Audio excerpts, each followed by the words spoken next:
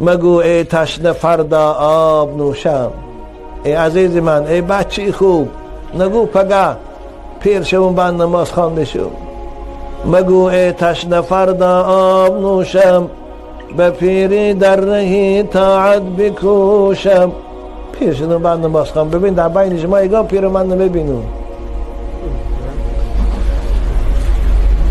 مگو ای تشنه فردا آب نوشم، به پیری در رهی طاعت بکوشم.